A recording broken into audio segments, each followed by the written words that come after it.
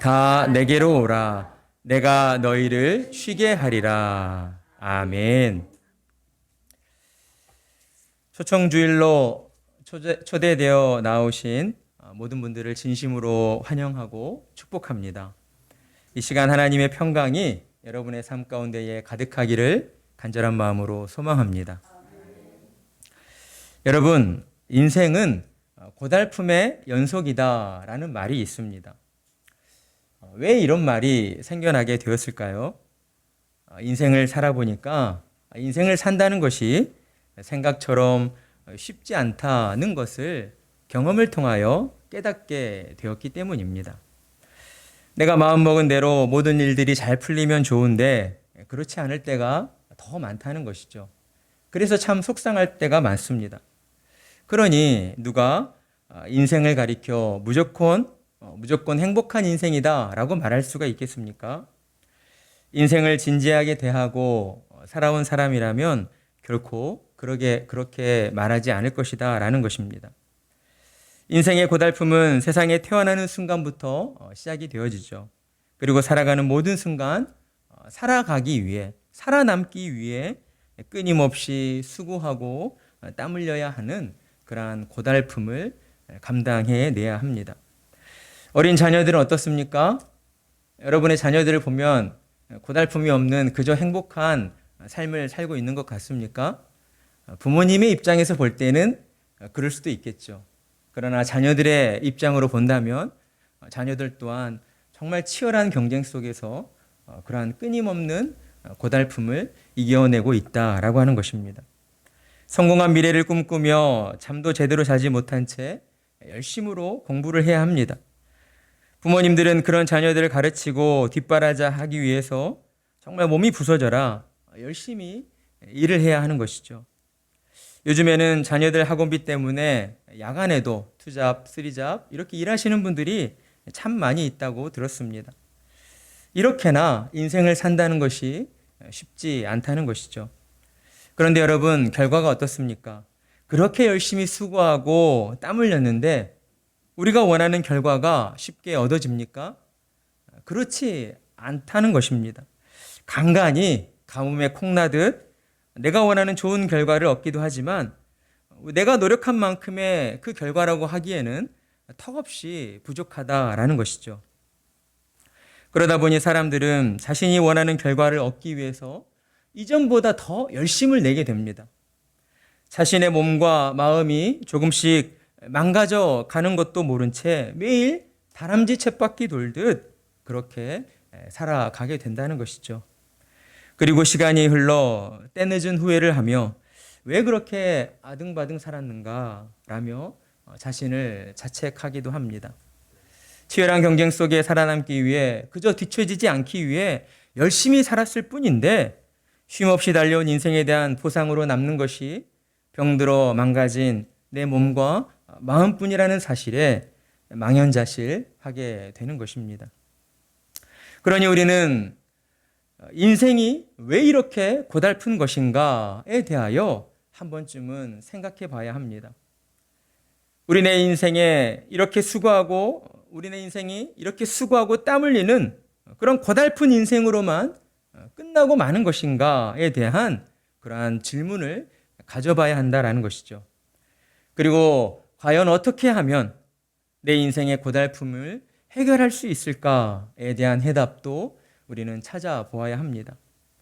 저는 자신의 인생을 소중히 여기는 사람이라고 한다면 한 번쯤은 이러한 생각을 가지고 스스로에게 이런 질문을 해봐야 한다고 생각합니다.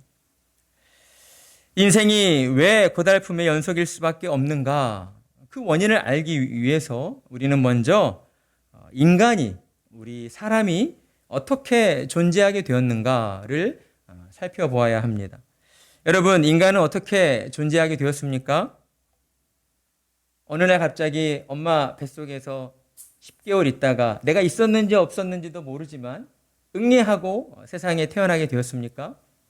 그렇다면 그것을 거슬러서 인간이라는 존재 자체는 어떻게 존재하게 되었을까요? 과학자들은 진화의 과정을 통해서 지금의 인간이 존재하게 되었다. 지금의 이 세상이 존재하게 되었다라고 이야기를 합니다.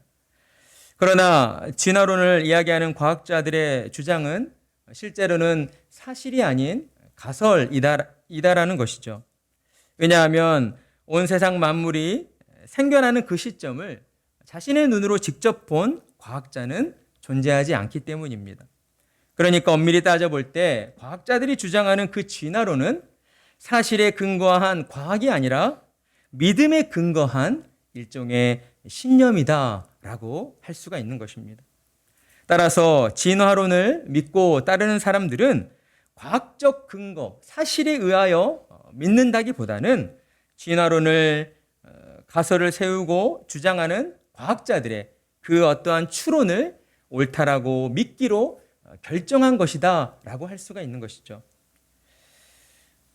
그러나 진화론을 주장하는 과학자들의 주장과 반대되는 이야기도 있습니다.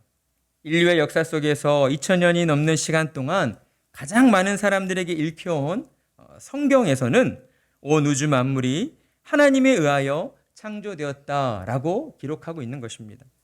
창세기 1장 1절 말씀, 태초에 하나님이 천지를 창조하시느니라. 아멘. 그리고 성경은 사람의 존재가 하나님에 의하여 지음을 받았다라고 말씀하고 있습니다.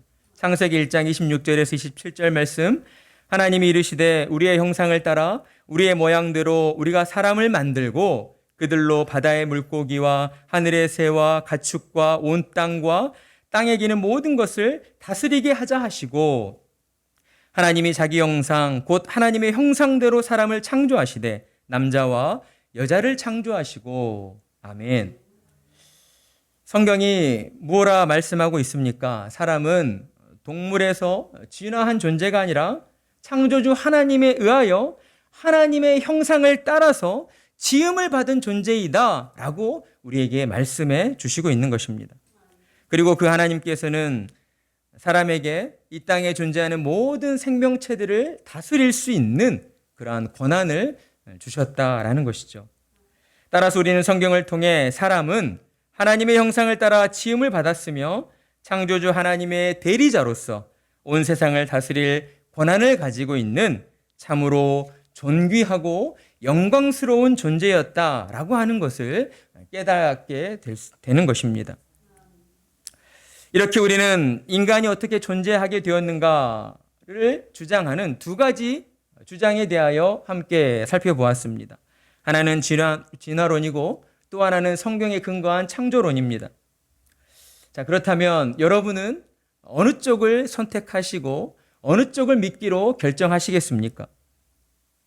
저는 진화론이 과학적인 사실에 근거한 주장이 아니라 일종의 신념이라고 한다면 동물에서 진화하였다는 진화론보다는 인간이 창조주 하나님의 형상을 따라 지음받은 거룩하고 존귀한 존재라고 하는 이 사실에 더 믿음을 가지고 그것을 선택하는 것이 더 합당하다라고 생각합니다. 왜냐하면 여러분, 인간을 생각해 보십시오. 인간이 동물과 같습니까? 그렇지 않습니다. 인간 안에는 정말 복잡한 것들이 참 많이 들어가 있는 것이죠. 인간이 지니고 있는 창의력이나 또한 정신세계를 우리가 살펴볼 때에 인간이 동물에서 진화했다는 주장보다는 인간이 하나님의 형상을 따라 지음받았다라고 하는 주장이 우리의 존재를 설명하는 데 있어서 더욱 합당하다라고 여겨지기 때문입니다. 분명 성경은 사람은 하나님의 형상대로 지음을 받았고 만물을 다스릴 권한을 부여받았다라고 우리에게 말씀하였습니다. 자, 그런데 그렇다면 왜 사람은 이 땅을 살면서 고달픈 인생을 살게 된 것일까요? 근본적인 이유를 말씀드린다면 사람이 하나님이 지으신 목적대로 살지 않기 때문이다라고 할 수 있습니다. 여러분 주변에 존재하는 모든 물건들을 한번 둘러보십시오.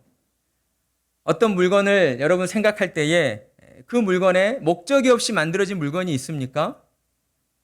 사람이 만들어낸 모든 물건에는 다 목적이 있기 마련입니다.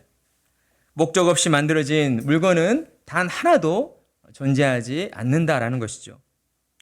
하나의 예로 살펴볼 때에 유리컵은 어떨 때 사용합니까? 물을 마실 때 사용하는 도구입니다.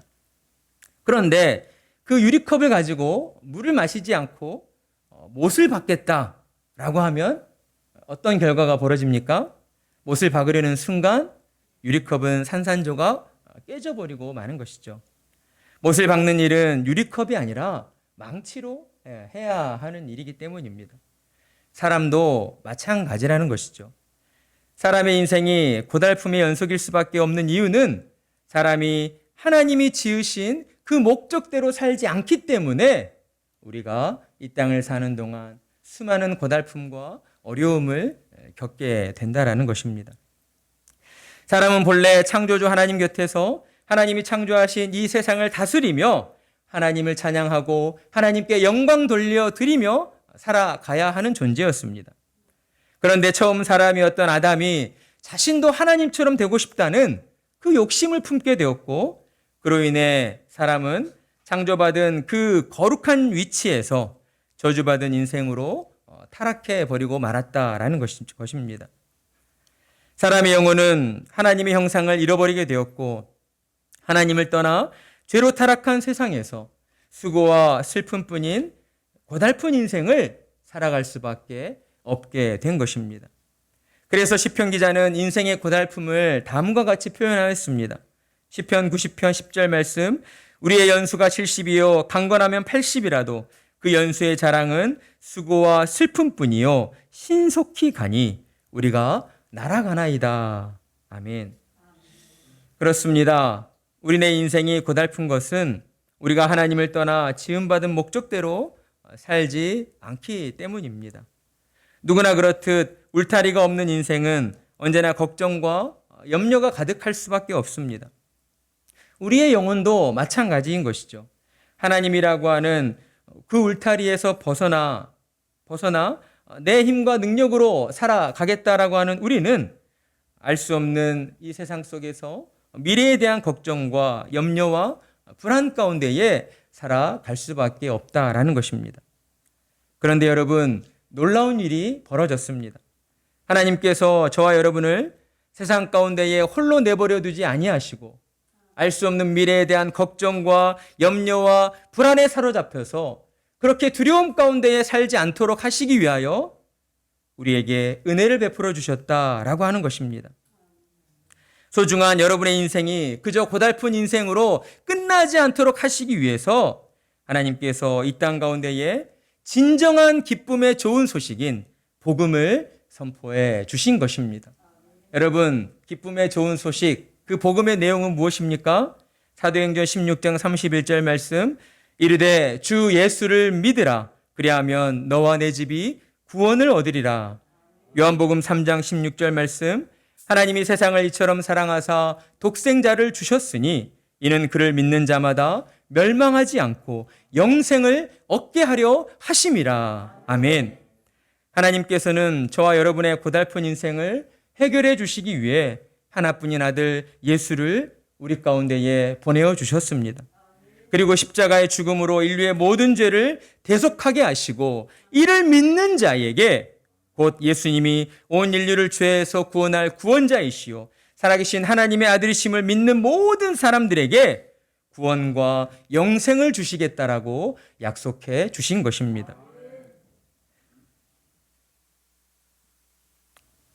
사람의 고달픈 그 인생 가운데에서 우리가 해방될 수 있는 길이 어디에 있습니까? 바로 우리에게 이 놀라운 은혜를 허락하여 주신 하나님께로 돌아가는 데 있다라고 하는 것입니다. 하나님께서 우리 가운데 보내주신 예수님을 구주로 믿음으로 말미암아 우리 안에 있는 하나님의 거룩한 형상이 회복되어지고 비록 연약한 육신을 입고 이 땅을 살아가지만 우리의 영혼만큼은 날마다 하나님 나라 천국을 소망하며 영생을 바라보며 살아가는 그러한 존귀한 자들로 살아갈 수 있게 되었다라는 것입니다. 그래서 하나님께서는 오늘도 우리에게 말씀하시는 것이죠. 혼자 힘으로 힘겹게 살아가는 인생들을 향하여서 특별히 귀한 초대를 받고 이 자리로 나온 하나님이 택하신 형제 자매들을 향하여서 수고하고 무거운 짐진 자들아 다 내게로 오라. 내가 너희를 쉬게 하리라. 하나님께서는 우리가 본래 있어야 할 창조의 자리로 우리를 회복시키시기를 원하십니다. 하나님 곁에서 하나님이 창조하신 모든 만물들을 다스리며 하나님을 찬양하는 가운데에 기쁨과 감사가 넘치는 참으로 복된 인생을 살아가기를 하나님은 그 무엇보다 원하고 계신다라는 것입니다. 여러분을 향한 하나님의 이와 같은 부르심은 여러분의 삶을 부정하거나 여러분의 삶을 억압하거나 여러분이 누리고 있는 이 땅의 모든 것들을 빼앗으려는 그러한 나쁜 의도의 부르심이 아닙니다. 하나님의 부르심은 여러분의 인생 가운데에 고달프고 지쳐있는 여러분의 영혼을 달래주시고 위로해 주시기 위해서 눈에 보여지는 이 땅이 전부가 아니라는 것을 깨닫게 하시고 영원한 하나님 나라를 온전히 소망하며 살아가도록 하시기 위하여 하나님께서는 오늘도 여러분을 하나님께로 불러주시고 있다라고 하는 것입니다. 그러니 여러분, 참으로 귀하고 복된 여러분, 하나님의 이와 같은 부르심에 여러분의 마음을 열어보십시오. 지금껏 하나님을 모른 채 수고와 슬픔뿐인 고달픈 인생을 내 힘과 내 능력만을 의지하여 살아오셨다면 이제라도 여러분이 짊어진 인생의 모든 무거운 짐들을 하나님께 내어 맡겨보십시오. 만약 여러분 안에 내가 하나님을 알고자 하는, 하나님을 조금이라도 알고자 하는 마음이 단 1%만 있다고 한다면 하나님께서는 여러분의 그 마음을 기뻐하시고 여러분의 영혼 가운데에 찾아와 주실 것입니다. 그리고 하나님의 은혜로 여러분의 마음에 믿음을 주시고 그 믿음으로 말미암아 세상 그 무엇으로도 꺾을 수 없는 온전한 하나님의 자녀로 이 땅을 살아가도록 인도해 주실 것입니다. 하나님을 만나 인생의 참 복을 알게 된 한 사람이 있습니다. 세계에서 부자로 유명한 록펠러입니다. 그는 33세가 되었을 때에 최초로 자기 인생에서 100만 불의 순이익을 얻는 백만장자가 되었습니다. 43세에는 미국에서 가장 커다란 회사를 소유하게 되었고 53세에는 억만장자가 되어 세계 최대의 부호가 되었습니다. 그런데도 그는 53세까지 행복하지 못했습니다. 그에게는 알로피셔라는 탈모증 비슷한 병이 있었는데 머리카락과 눈썹이 빠지고 몸이 초췌하게 말라가는 그러한 병이었습니다. 어느 날 그는 의사로부터 결정적인 소식을 듣게 됩니다. 이런 상태로는 1년을 견디기가 어렵습니다. 록펠러는 충격적인 소식에 잠을 이루지 못하고 날마다 괴로워하였습니다. 사업은 그 어느 때보다 잘 되어서 하루에 100만 불을 벌고 있었지만 그는 괴로움 가운데에 먹지도 못하고 자지도 못하면서 그렇게 괴로운 인생을 보내고 있었던 것입니다. 그러다 그는 문득 이런 생각을 떠올립니다. 내게 있는 이 많은 재산이 과연 무슨 소용이 있는가? 이것들이 나에게 무슨 의미가 있는가 하는 그러한 생각이 들게 된 것이죠. 밤새 잠을 자지 못하고 괴로워하다 그는 한순간 벌떡 일어나 그래, 돈은 아무것도 아니다. 하나님이 나의 모든 것 되신다 라고 소리를 치게 됩니다. 그리고 그는 그 자리에 주저앉아 무릎을 꿇고 기도하기 시작했습니다. 기도와 함께 새벽을 맞이한 록펠러의 인생은 그 이후로 180도 달라진 삶을 살게 됩니다. 그는 점점 신실한 그리스도인으로 변해가기 시작하였고 뉴욕에 있는 유명한 리버사이드 교회를 짓게 되었습니다. 그리고 록펠러 재단을 만들어서 가난한 사람들을 도와주는 의료 사업에 자신의 전 재산을 쏟아붓게 되었습니다. 자신의 인생의 초점을 하나님께로 돌리기로 결단하게 되자 록펠러는 마음의 평안을 얻게 되었고 그의 건강도 점점 좋아져서 모든 것들을 잘 먹고 잘 자는 그러한 평화로운 나날을 보내게 되었습니다. 의사들은 그가 55세를 넘기기 어려울 것이라고 판단하였지만 그는 놀랍게도 하나님의 은혜 가운데에 98세까지 그의 삶을 살아갔습니다. 그렇습니다, 여러분. 인생의 참된 행복이 어디에 있습니까? 하나님께 우리의 인생에 초점을 맞출 때에 우리의 참된 행복이 하나님 안에 있다라고 하는 것입니다. 하나님께서 우리를 지으신 목적대로 이 땅을 사는 동안 그저 육신의 즐거움과 육신의 만족만을 위하여 사는 것이 아니라 내 안에 있는 영혼이 있음을 깨닫고 내 영혼의 강건함을 위하여 살아갈 때에 우리는 하나님이 주시는 참된 만족과 평강을 누릴 수 있다라고 하는 것입니다. 여러분, 이것이 여러분의 삶에 부대낌이 되십니까? 여러분을 어렵게 만드는 것입니까? 아니지 않습니까? 여러분의 삶을 더 풍요롭고 윤택하게 하고자 하는 그 하나님의 은혜요, 하나님의 사랑이지 않습니까? 하나님께서 여러분을 향해 내미신 손을 붙잡으십시오. 여러분이 지금껏 어떠한 인생을 살아오셨을지라도 하나님께서는 우리의 모든 삶을 품어주시고 하나님께로 인도해 주실 것입니다. 우리의 인생이 참으로 고달프고 참으로 연약하기에 우리는 더욱 하나님이라고 하는 울타리 안에 우리 자신을 드려야 하는 것입니다. 우리의 마음이 하나님을 향하여 조금이라도 열리게 될 때에 하나님께서는 우리의 심령 가운데에 세상이 주지 못하는 참된 기쁨과 평안으로 충만하게 해 주실 것입니다.